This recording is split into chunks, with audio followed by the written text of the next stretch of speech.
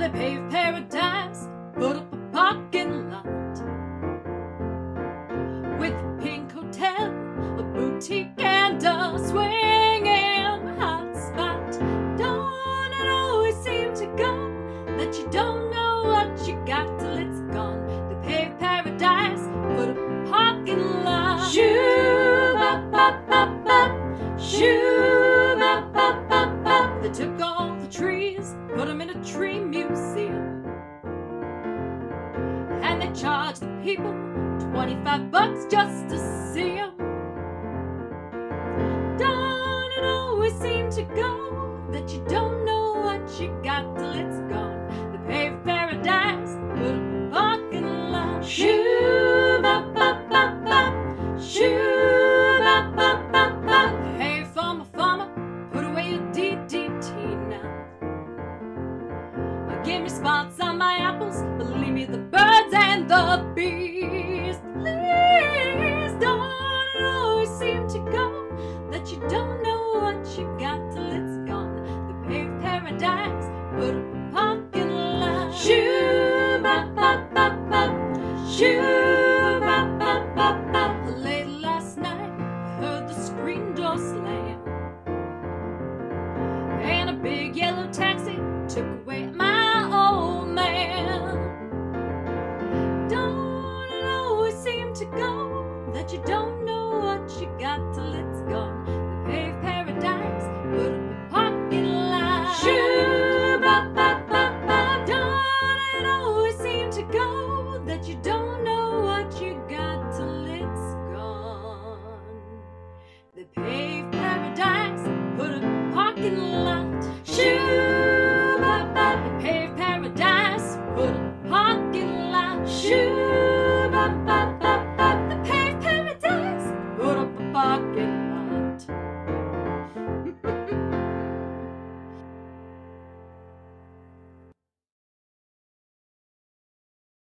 Welcome to the Unitarian Universalist Church of Utica. I'm Brandon Drew, member of the Board of Trustees. Whether you are visiting for the first time or have been a member for many years, you are welcome here. Whatever faiths you have known, if any, you are welcome here. Whoever you are and whomever you love, you are welcome here.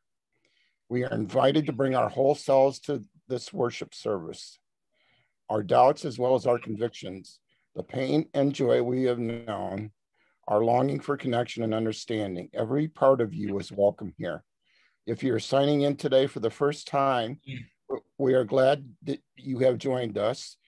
We would love to learn more about you and connect you with our newsletter if you like. There is a link in the chat to a form that we hope any visitors will fill out, and we hope you will stay for informal conversation and break out at the end of the service, after the service. And I've been asked to do a testimonial on how I feel about stewardship today. And I wrote a more or less a poem to express my feelings about this. And stewardship, taking care of your church, providing financial resources, watching out for each other, managing relationships, my personal commitment and contract with our community. Each gives what they can, give more if you're able. Even the 7 principles require money. Everything has a cost. Show your commitment, pledge what you can. I hope you can see the light from this chalice this morning as we gather together for worship. I'm Reverend Lori Staubitz, and it's my joy and pleasure to be with you.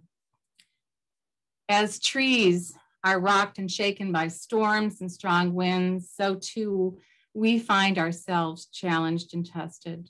Our worries and our concerns threaten to upend us. And so therefore, let us deepen our roots in the rich soil of this community. Let's deepen our roots in love.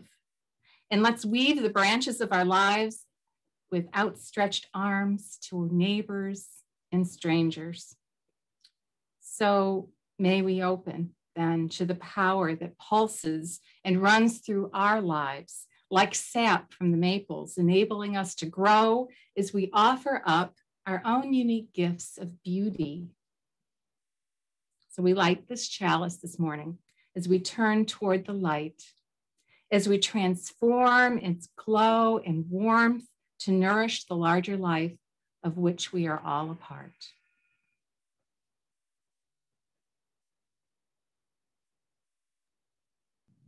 Hi everyone, welcome to Together Time. Our story today is another one by Reverend Laurie Stovitz, and it's called Little Nut, a Celebration Forest Adventure. Little Nut was born into a world of green. She loved being cradled in great trees' strong branches and leaves. All summer long she grew high above the fields, meadows, and pond. How fun it was to rock back and forth in the warm, gentle breezes and summer storms. Little Nut did not worry. If you are an acorn, you grow a strong brown shell and a button-sized cap that protect you from the rain. This far up, Little Nut could see everything. But when autumn came, everything changed. Days and nights grew cold. Many birds flew away.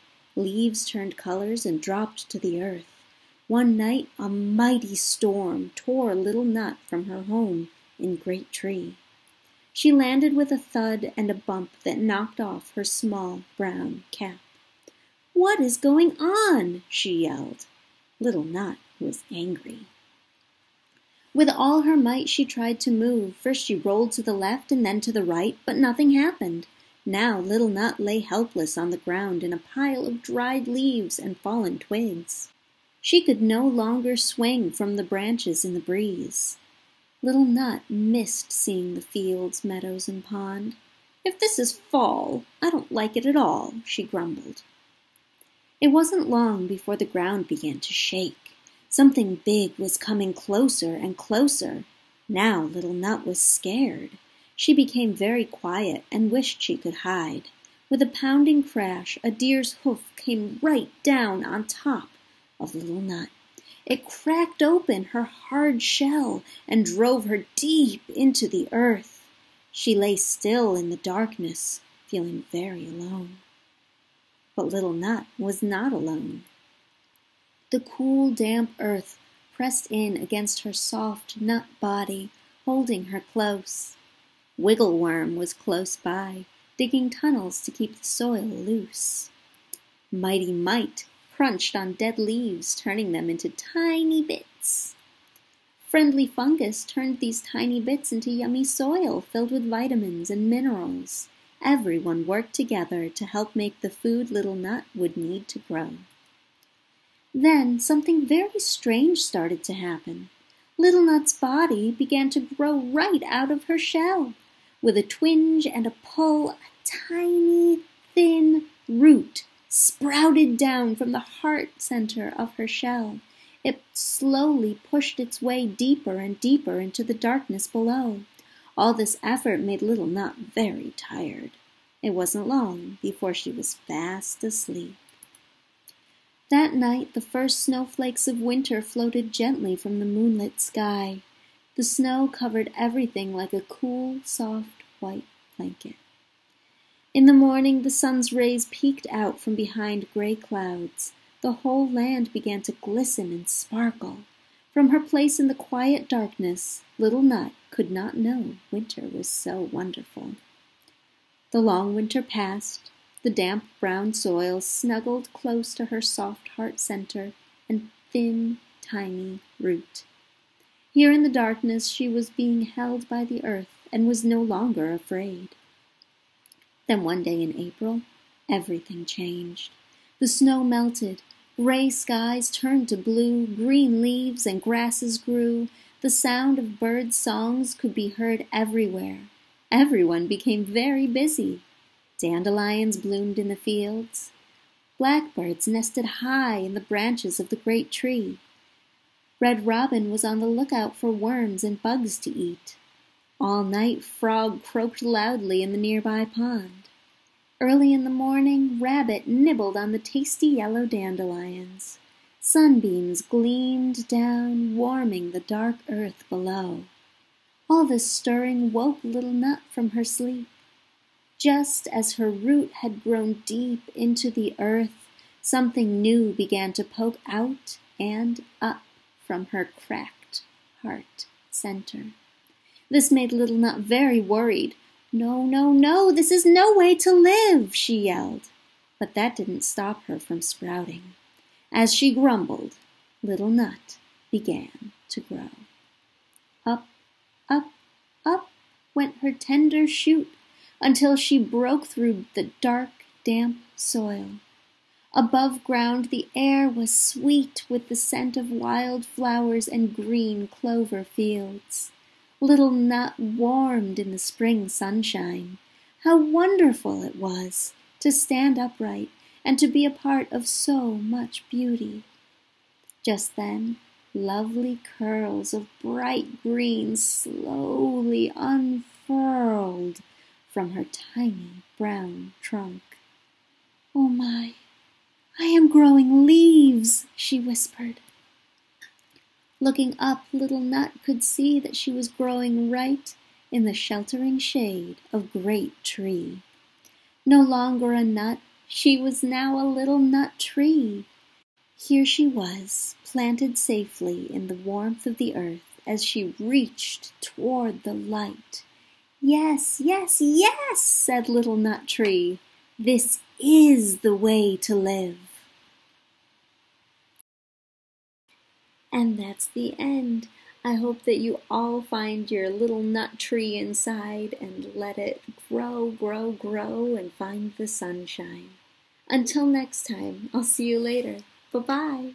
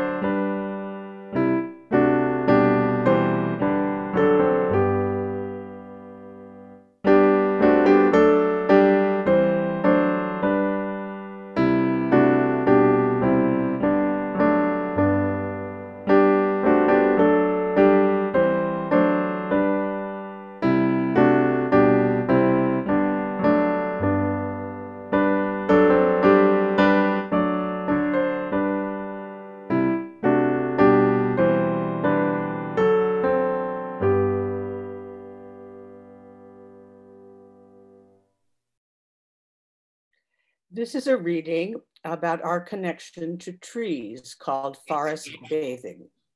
Trees are more than woods.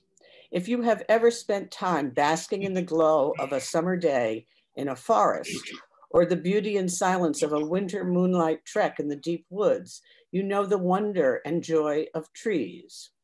The link between life and secret. Take a deep breath. In the past few years, researchers have confirmed the direct relationship trees have on our bodies, minds, and spirits. This has long been known by ancient peoples. The deep immersion into the green is understood as a restorative practice in Japan. Shinrin-yoku is the practice of forest bathing. For many, our local parks are where we go to bathe in the trees. However, many of our trees are on the decline. We will need to do more than replant. We need to take seriously our need to grow a worldwide forest now. Morning. This reading is from Braiding Sweetgrass by Robin Kimmerer. There was a custom in the mid-1800s of planting twin trees to celebrate a marriage and the starting of a home. However, the couple were never the ones who would benefit from the deep shade outside their home.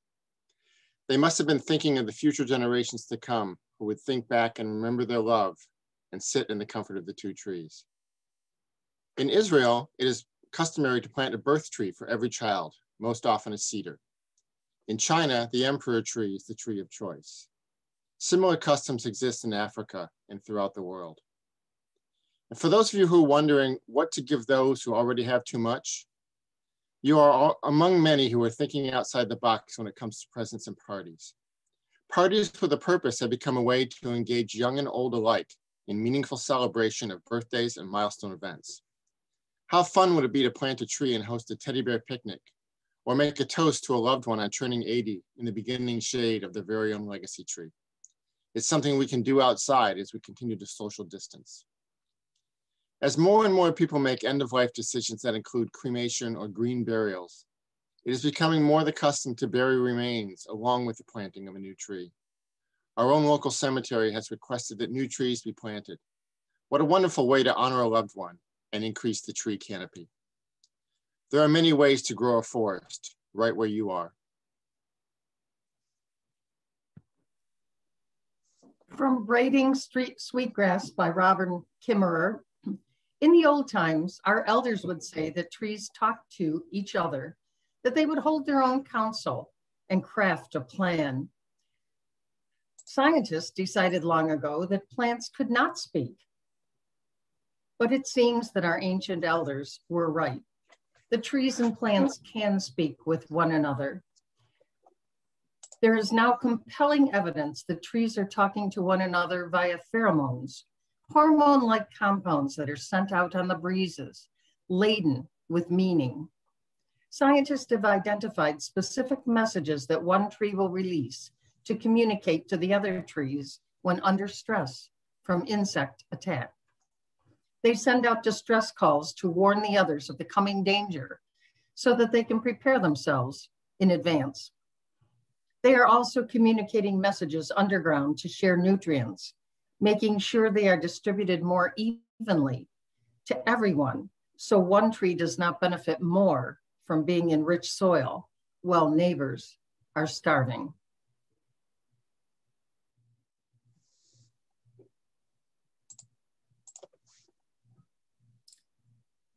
I invite you to take a deep breath. The importance of each breath has come ever more near and dear to our hearts, I think, during this time of COVID, as many struggle for the best breath. So I invite you to take yet another deep breath.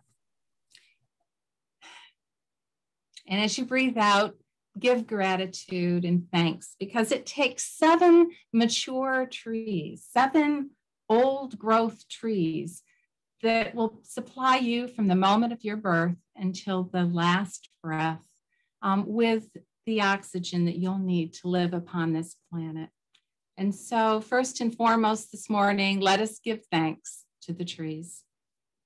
You know, they have an honored place in our history, in our religious history particularly. I have a tree of life pendant on this morning, and behind me you can see a tree of life wall hanging. That symbol has had quite a comeback within the past few years. You know, but our ancestors worshiped in special places, in special groves, surrounded by trees long before there were any synagogues, mosques, or churches. In fact, many of the old monasteries that exist today were built on sacred ancient groves. And probably one of the most sacred of these is the cedars of Lebanon, which are still alive today. Although at the time that they were most celebrated, the hilltops were covered with trees, but now they just exist there alone. They are known to Israel as the 12 Friends of Solomon, and to Christians, the 12 apostles, and to the Muslims, the saints. And every year, hundreds of Armenians, Greeks, and Muslims go to that sacred grove on a pilgrimage. It is both illegal and sacrilege to do any harm to those trees. In fact, the shape of the Jewish menorah is the tree of life. And the Christian cross also has its roots in this sacred symbol. We here in the North Country particularly celebrate our evergreens. And of course, around the world, the evergreen has had a special place in not only in holiday celebrations, but in religious tradition as well. Because they stay green all year long, they are a symbol of rebirth and renewal and never-ending life. And they are the one constant. The evergreen seems to be a constant in lots of creation and origin stories that we tell ourselves about how things began. The Yule tree was a living evergreen that was planted in a tub. It was a live tree because they would never have cut down a Christmas tree and brought it into the house. Some of the ancient Celts would tie apples and fruits, other fruits and nuts on the trees.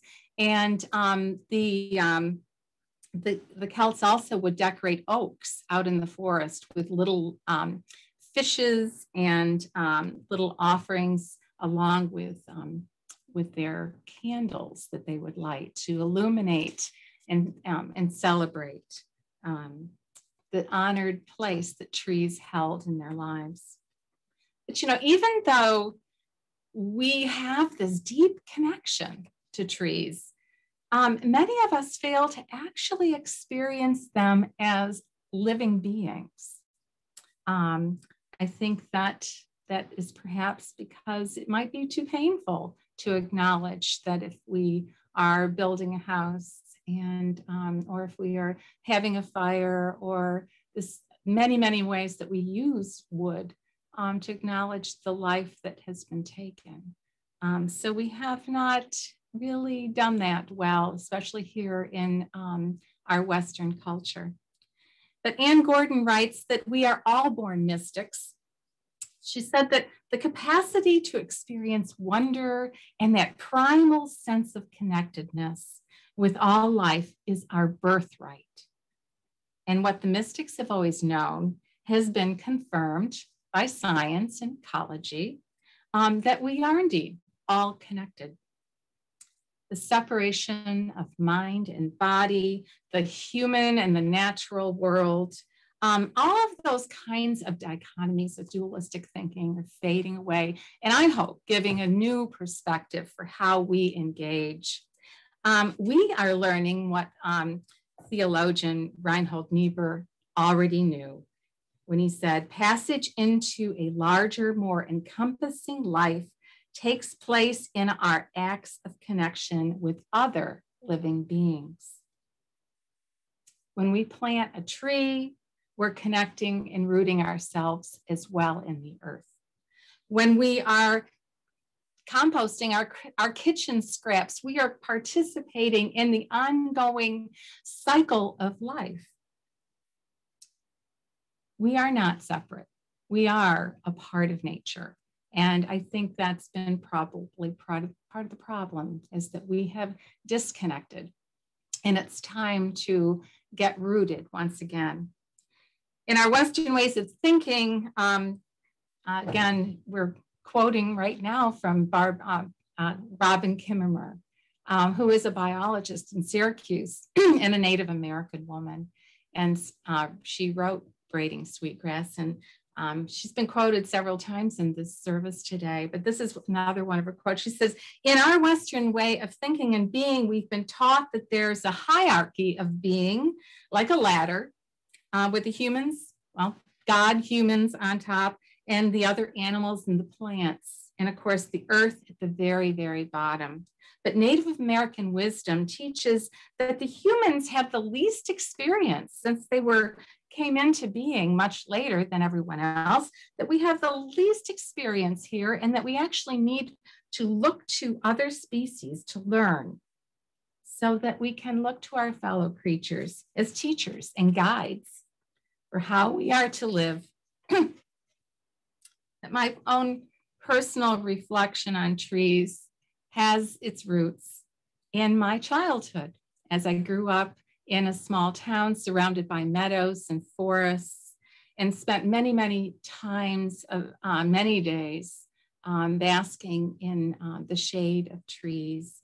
But I had a particular tree friend called Old Sappy, and he was a giant pine not too far from my house.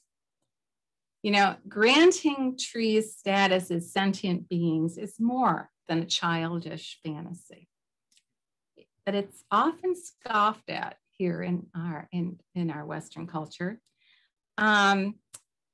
Just recently, they had been cutting trees along the Erie Canal, and a woman in my hometown of Brockport was just distraught by the destruction and the loss of life that she had seen, and she had shared it with her husband.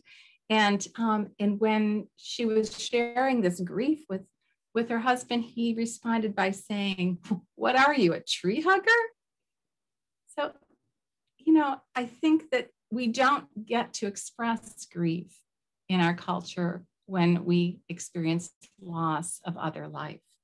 Equating compassion for trees as some kind of cultish behavior limits the way that we can deepen our spiritual connections and allow us to become better connected and more immersed in the natural world around us. But if we dare to speak for the trees, if we dare to connect beyond these boundaries that we've set up, these really things that help keep us distant and disconnected, we open our lives to a much larger reality. Years ago, I was in Richmond with my 3 sons during the Hurricane Irma, when Irma struck. And for 9 days, we were without power. All through the city, there were huge, giant, ancient oak trees that had been upended by that hurricane.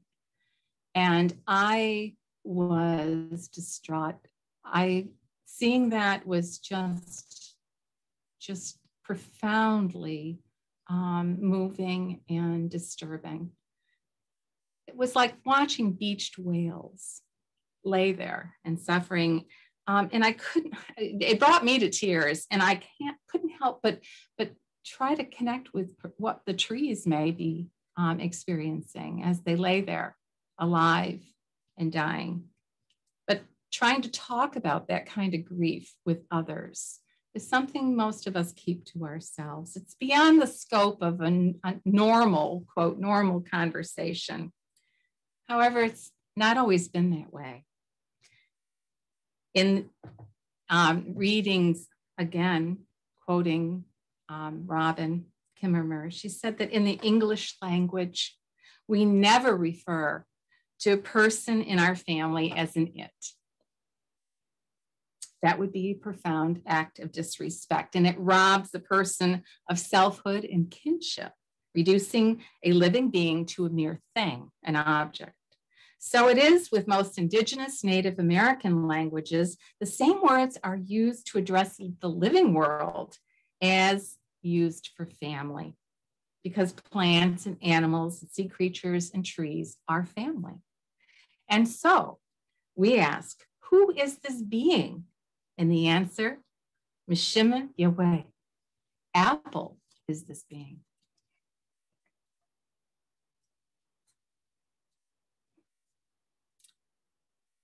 Well, as a witness to the trauma of that hurricane, and in my work with the Sierra Club as a state environmental education chair for a few years, in my work with stopping clear cutting, in the Ozarks.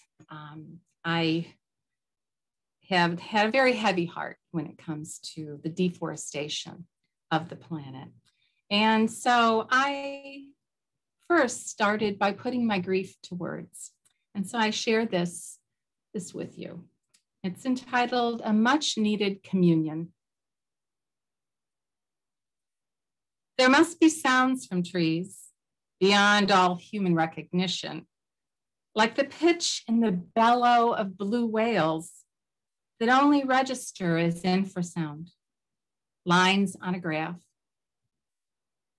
But imagine the piercing screams as these towering land whales fall against hillsides, their thick bark breaking against the jaws of a saw, one by one. This sound should leave a silent impression upon all our hearts.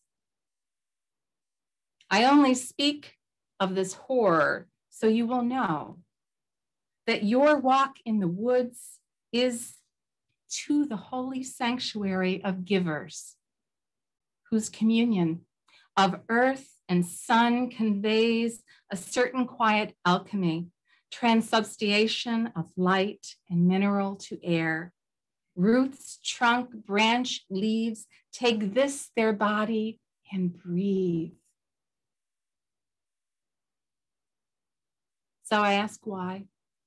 Why sacrifice these saviors for toothpicks when our very lives depend upon the songs that they would sing together in the night?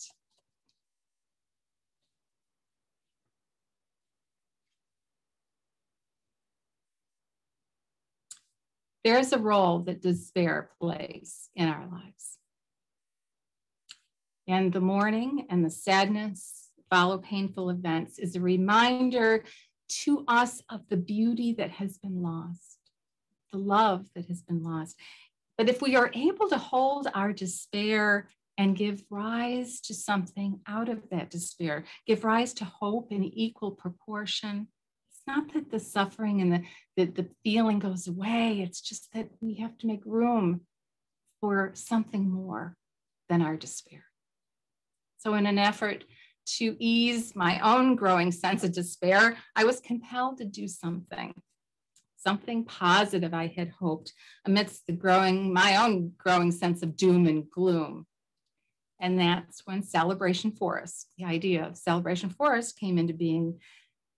Celebration Forest is just a concept. It's an invitation to reimagine what it means to live in a forest.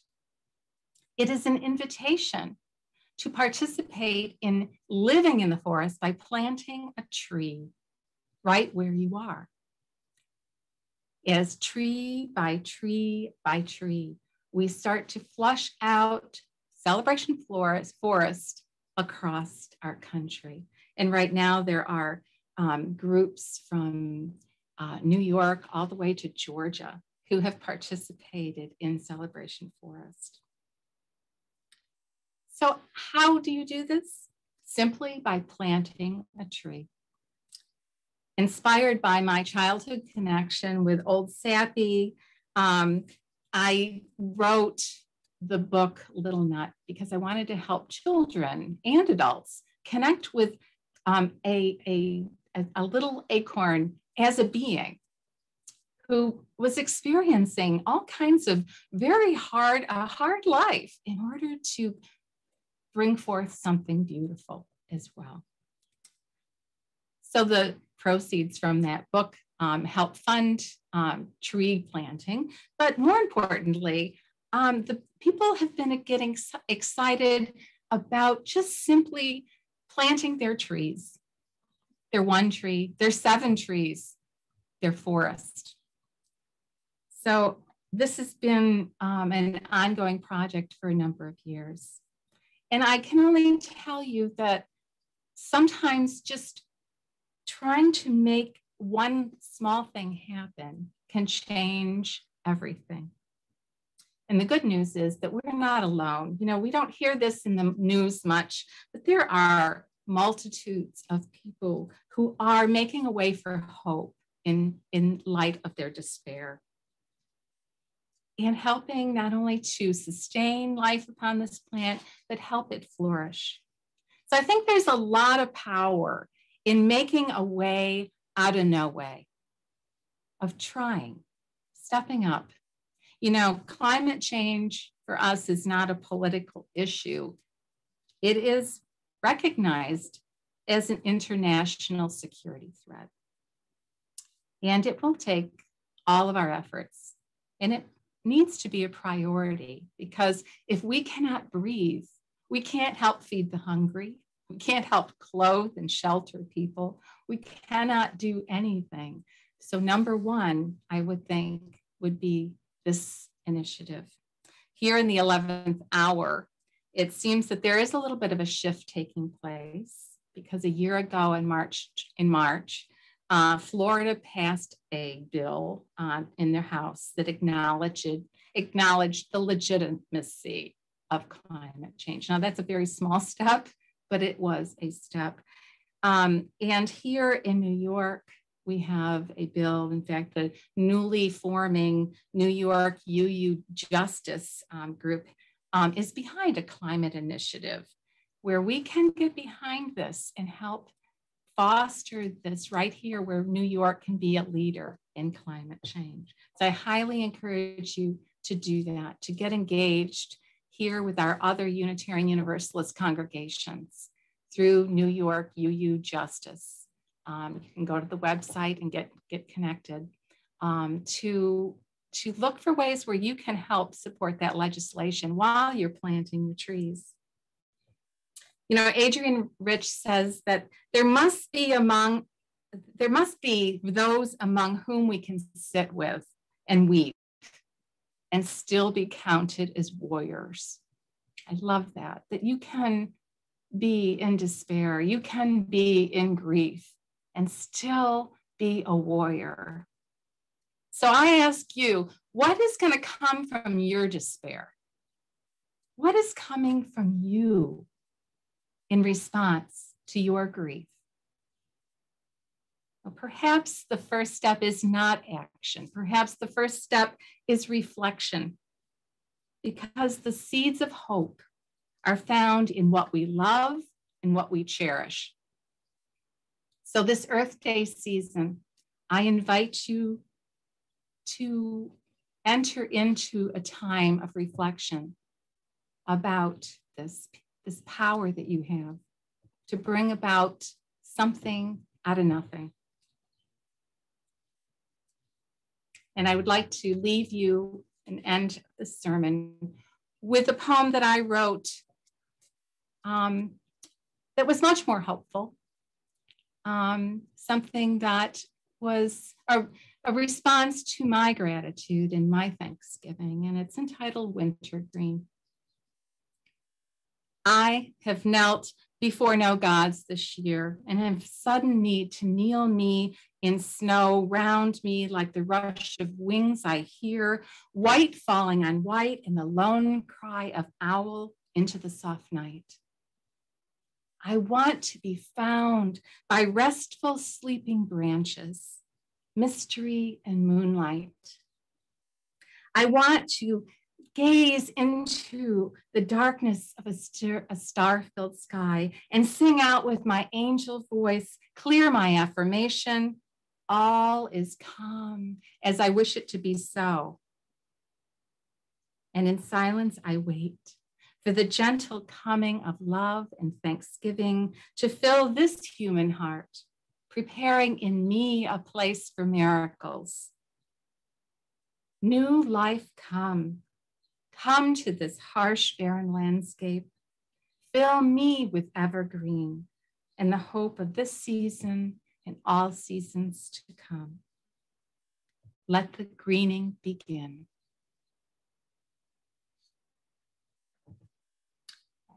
Invite you to sing along with the hymn, Blue Boat Home.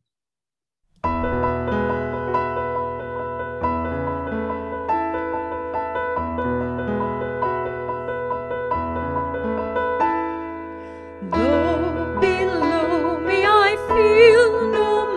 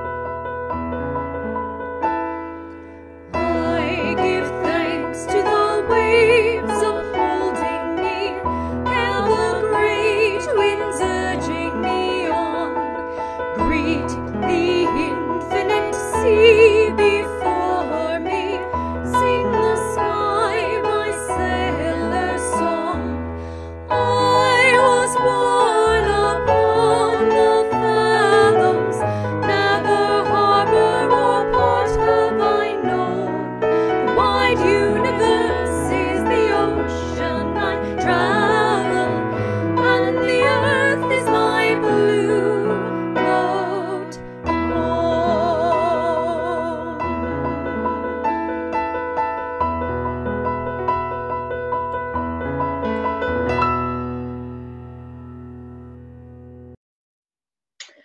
How does walking through a forest or a park blooming with flowers make you feel? Peaceful, blissful, reflective?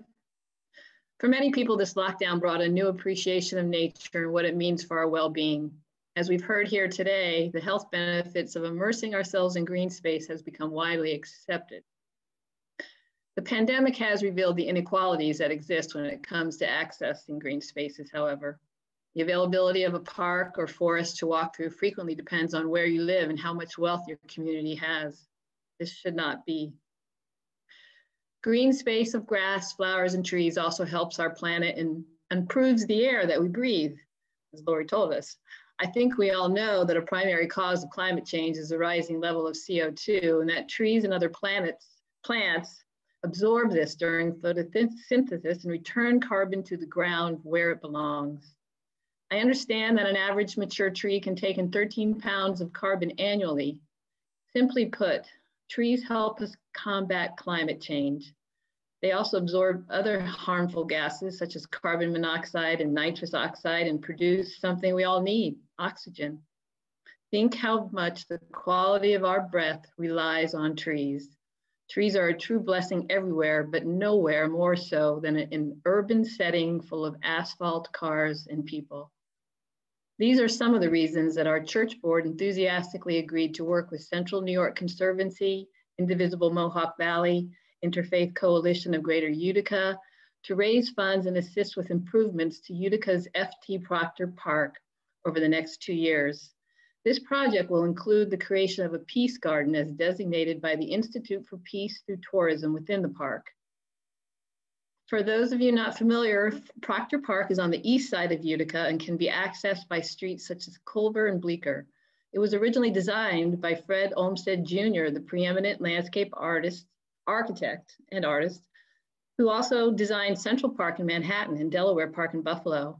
It was built in the late 1800s and donated by the Proctor family to the public in 1923. Much of it fell into disrepair during the Depression, but as a part of FDR's New Deal, the WPA sent workers to the park and made significant repairs in the early 1940s. The park has been enjoyed by a broad cross-section of Utica's diverse population over the years, but much of the original stonework, which includes the lily pond and the cistern, stone stairwells, paths through the forest, again need repairs so that people can safely enjoy this space as originally intended. Plans include removing dead wood from the forest to improve accessibility, views, and safety, and to plant new indigenous grasses and trees in the space surrounding the area designated as a peace park for quiet contemplation. For all of these reasons, we invite you to make a donation to the Proctor Peace Park Project. More detailed information about the project and how to give is provided in our weekly newsletter announcement and on the church's website. It's right there on the main page. We invite you to visit the park as you are able and see the wide variety of people that currently enjoy this space. As the weather improves and pandemic wanes, we hope to schedule some guided walks to the park and volunteer work gatherings. If you want to learn more about this initiative today, Phil Bean, the Executive Director of Central New York Conservancy, is joining us during social time to answer any questions people may have. There's going to be a separate breakout room for that, and Lori will be joining us to talk about trees and the foundation. So please let Melissa know if you would like to join that group. Thank you.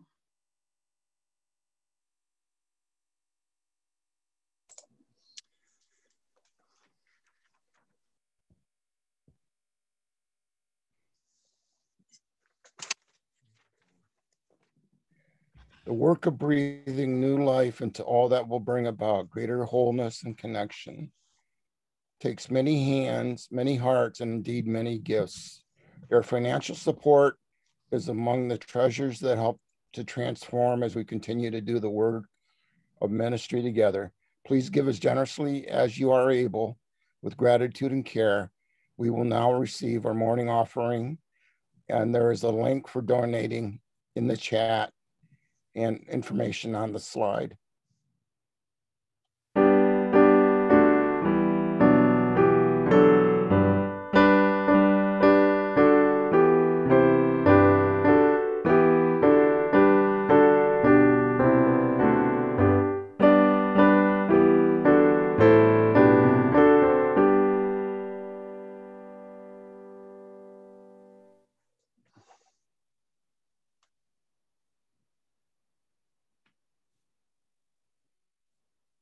What is this process of spirit and seed that touches empty ground and makes it rich again?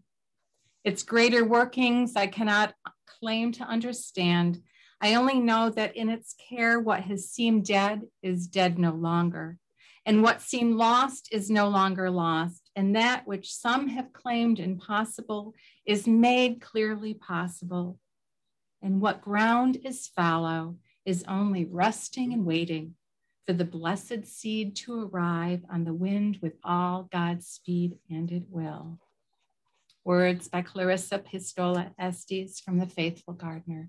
With that, may the light from this chalice illuminate your life, continue to hold you close to this community, and to inspire. And look forward to being back here with you all again soon.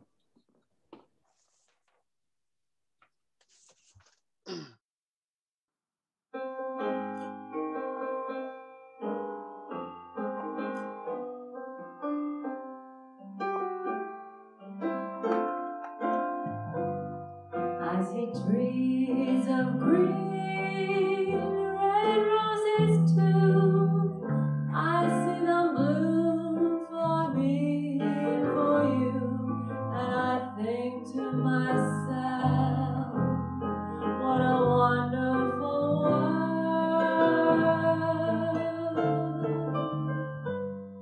I see skies of blue and clouds of white, bright blessed day, the dark sacred night, and I think to myself, what a wonderful world.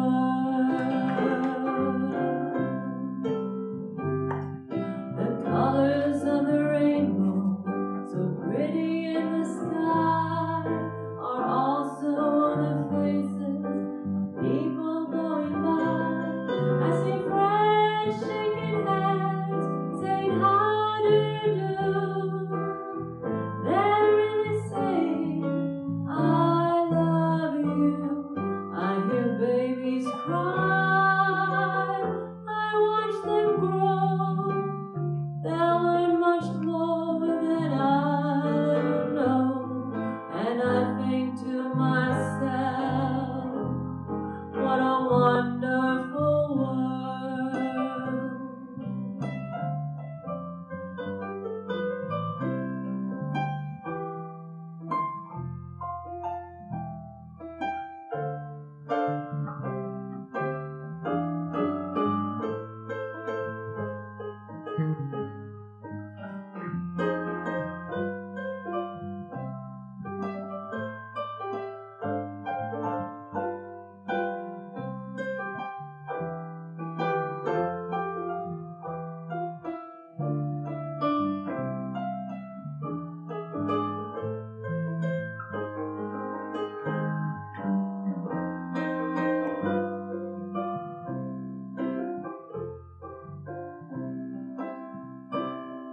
The colors of